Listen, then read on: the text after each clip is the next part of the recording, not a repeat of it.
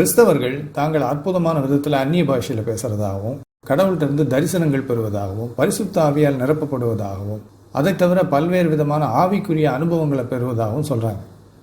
இதெல்லாம் அவங்கள பொறுத்தவரை தெய்வீக சக்தியால் கிடைக்கும் அனுபவங்கள். ஆனால் உண்மையில் இதுக்கெல்லாம் பின்னால் எந்த தெய்வீக சக்தியும் இல்லை.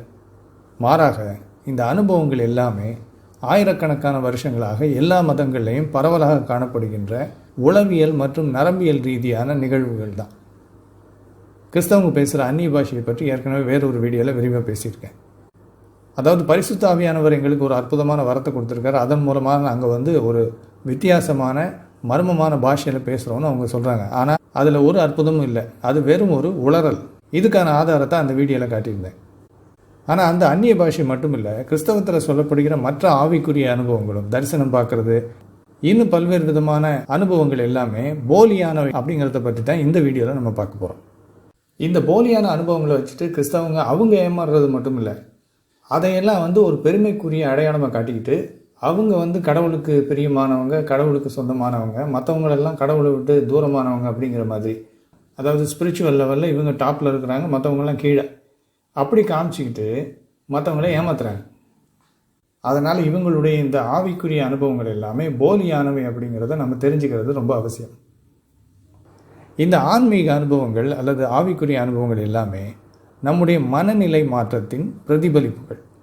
அதாவது ஒரு குறிப்பிட்ட சூழ்நிலையில் நம்முடைய மனம் ஒரு பரவச நிலையை அடையும்.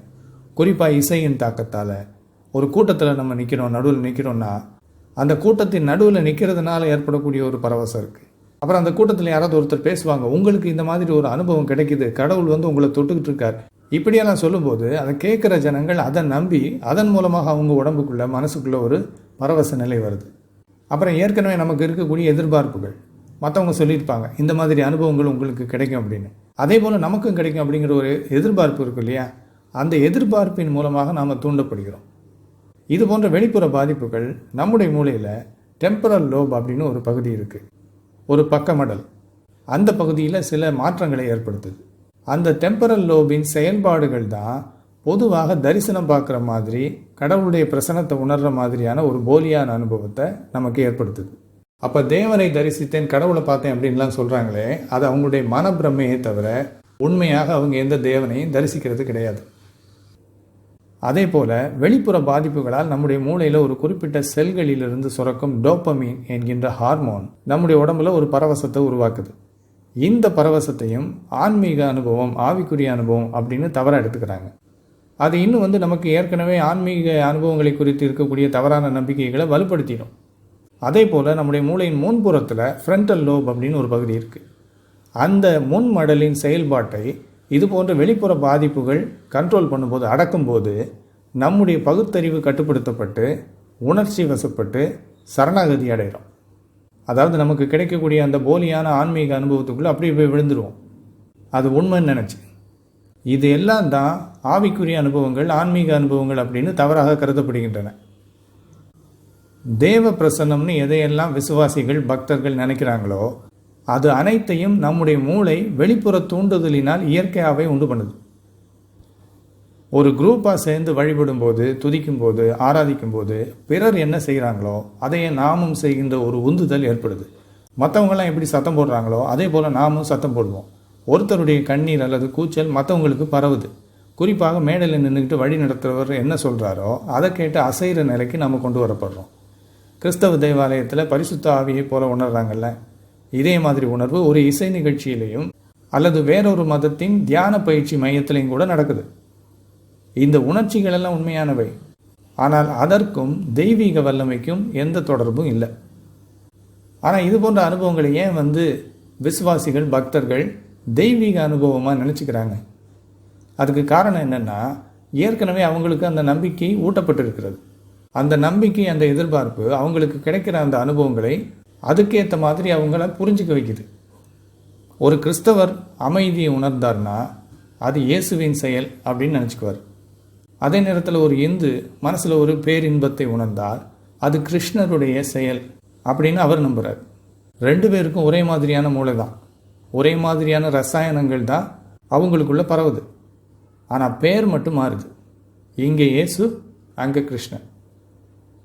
பல மதங்கள்லையும் இதுக்கு நீங்கள் உதாரணங்களை பார்க்கலாம். கிறிஸ்தவத்தில் அந்நிய பாஷை பேசுகிறாங்க, இயேசு கிறிஸ்துவின் தரிசனத்தை பார்த்தோம் அப்படின்னு சொல்கிறாங்க. இந்து மதத்தில் பார்த்தீங்கன்னா பக்தி மயக்கம்னு ஒரு அனுபவம் வருது. இஸ்லாமில் சுஃபி சுழற்சி, இப்படி நீங்கள் பார்க்கலாம். முஸ்லீம்கள் இந்த கிறிஸ்தவ தேவாலயத்தில் அப்படியே சுற்றுவாங்க பார்த்தீங்களா, அதே மாதிரி சுற்றுறாங்க. அப்புறம் பல பழங்குடி மதங்களில் மேளம் அடித்து ஆவி உலகை தொடர்பு கொள்கின்ற ஒரு முறை வச்சுருக்கிறாங்க. அவங்க அதை நம்புகிறாங்க, உண்மையிலே ஆவிகளோடு தொடர்பு கொள்வது தான். அப்போ இந்த அனுபவங்கள் எல்லாமே மனித உளவியலை காட்டுகின்றதை தவிர இயற்கைக்கு அப்பாற்பட்ட சக்தி எதையும் நிரூபிக்கலை. இது எதுவும் தெய்வீக சக்தியினால் நடக்கின்ற காரியங்கள் அல்ல, கடவுள் கொடுக்கின்ற அனுபவங்கள் அல்ல, மனித மூளையில் ஏற்படுகின்ற மாற்றங்கள். அந்த மாற்றங்களுக்கு காரணம் வெளிப்புறத்திலிருந்து நமக்கு கிடைக்கின்ற தாக்கமும் ஏற்கனவே நாம் என்ன போதிக்கப்பட்டிருக்கிறோமோ அதன் அடிப்படையிலே நமக்கு இருக்கிற எதிர்பார்ப்பும்.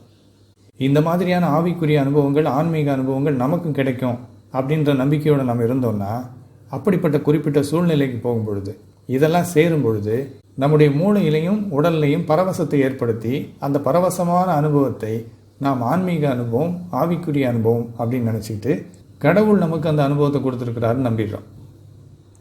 இந்த உணர்ச்சி பூர்வமான அனுபவங்கள் ஒவ்வொருவரின் தனிப்பட்ட நம்பிக்கைக்கு ஏற்றபடி வித்தியாசமான பெயர்களால் அழைக்கப்படுகின்றன. அவ்வளவுதானே தவிர எந்த மத நம்பிக்கையையும் இந்த அனுபவங்கள் உண்மை என்று நிரூபிப்பதில்லை.